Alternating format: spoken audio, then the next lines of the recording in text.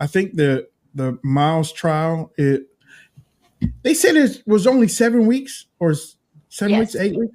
Okay. The reason why I say that is because they were only supposed to have 16 witnesses, right? Well, they've expanded their team to 34 now. 34 now. Are they trying to squeeze the defense so the defense can't put up a good defense within that 7 weeks? Or do you expect the court to expand the 7 weeks maybe into another 8 or 9 weeks to help the defense defend Miles Guo?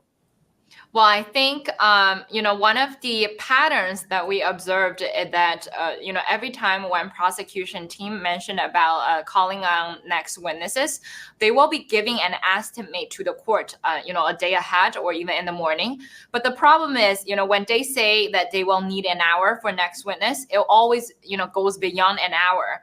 And so, today the government is actually calling on a witness, who is actually doing direct examination yesterday. And we believe that it was very difficult for the prosecution team to complete their part, of presenting all of the proof, by the end of this week. Because for this week, there's only 4 days for trial, which means, there's no trial date for tomorrow. And for next week, because of the Independence holiday, there are only 2 days. Tuesday and Wednesday are open for trial. And it comes to the last week of Mr. Miles Guo's trial, which means, the last week will potentially become the days for the jurors to make the decision before everything gets closed. So, in responding to your questions, I think it is true that, the government has been using huge amount of time presenting evidences, calling upon witnesses. And there are certain witnesses who came up not making an argument, but to just read the evidences that the government prepared to the public.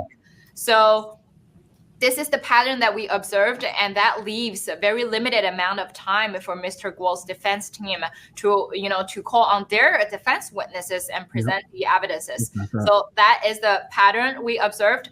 The government was supposed to complete their prosecution part by Wednesday, which they promised the last Friday, and which they have not, accomplished their promises, unfortunately.